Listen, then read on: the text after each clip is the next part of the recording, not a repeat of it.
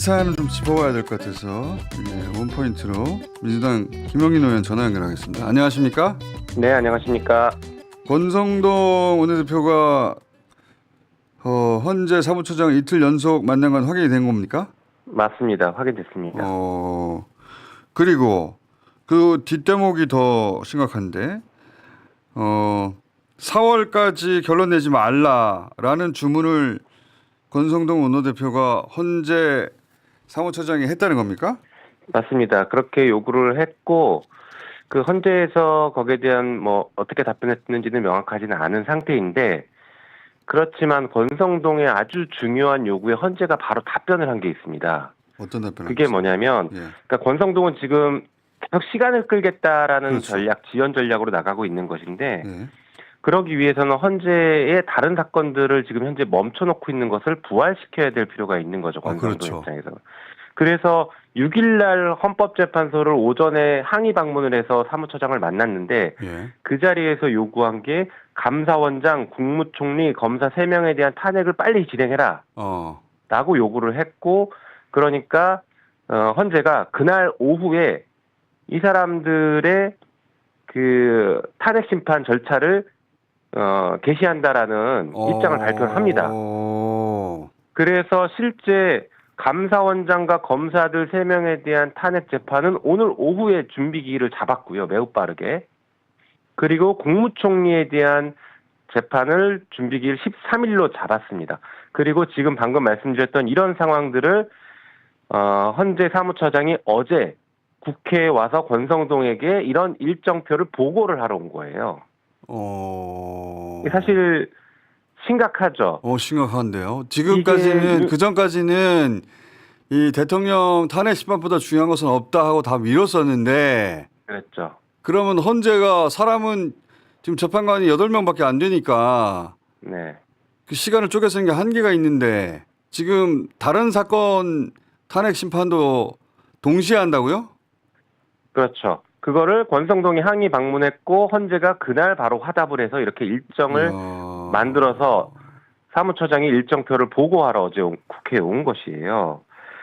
그러니까 4월에 맞춰서 결론을 내놔야 돼서 알겠습니다. 4월에 맞춰서 결론을 내겠습니다. 하지는 않았을 테지만 그렇죠. 그렇지만 이런 식으로 다른 사건들을 병행해서 하면 대통령 탄핵 심판이 지연돼서 실제 4월에 맞춰서 결론이 날 가능성도 있는 거네요.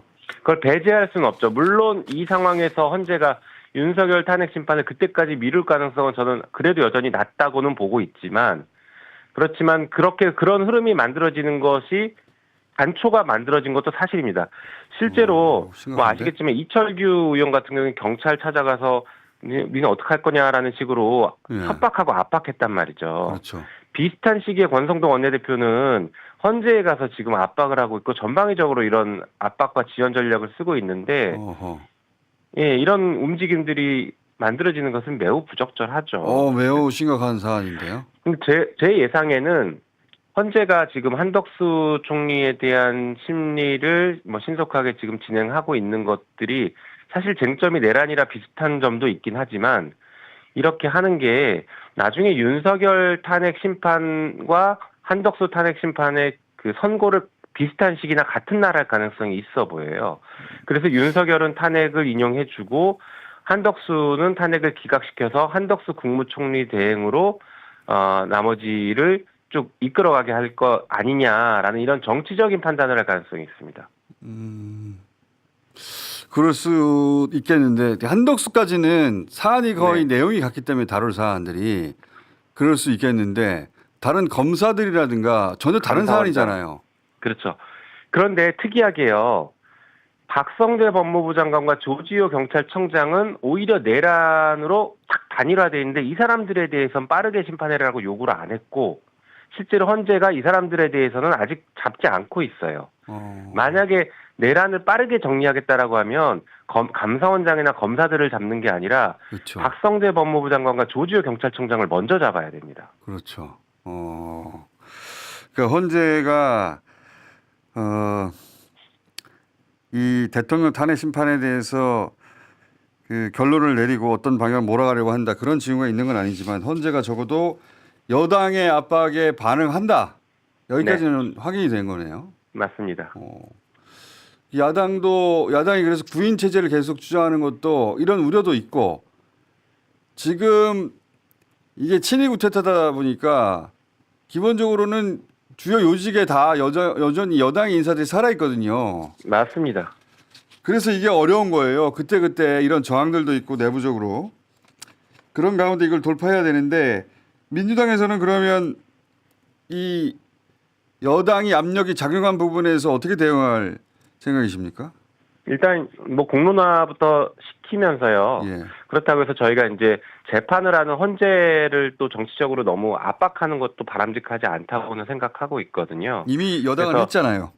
예, 여당이 했다고 우리도 또 공개적으로 그러니까 비공식적으로 압박해라라는 것은 사실은 뭐 바람직하지 않을 수 있고 저는 그러니까 공개적으로 이런 문제를 자꾸 드러내면서 국민들께서 아시게 하고 그다음에 저희가 공개적인 압박과 공개적인 지적, 감시 그리고 필요하면 법사위를 열어서 이 문제를 계속 공론화시키는 것 이런 일들을 계속 해야겠죠. 그러니까요. 그쪽에서는 아마 공식 비공식 가능한 모든 수단을 동원해 압박을 할 텐데 네. 야당인 민주당에서는 공식적으로 국회에서 법사위를 열어서 또는 언론을 통해서 이런 공개적으로 문제 제기하는 것밖에 방법이 없긴 합니다. 근데 더 계속 있을 수도 얘기해야 되겠는데 있겠지만 이거? 이 정도로만 말씀드려야 되겠죠. 네. 계속 얘기해야 되겠는데 근데? 네, 얘기는? 맞습니다. 계속 공론화 시켜야 돼요. 자, 오늘 여기까지 듣겠습니다.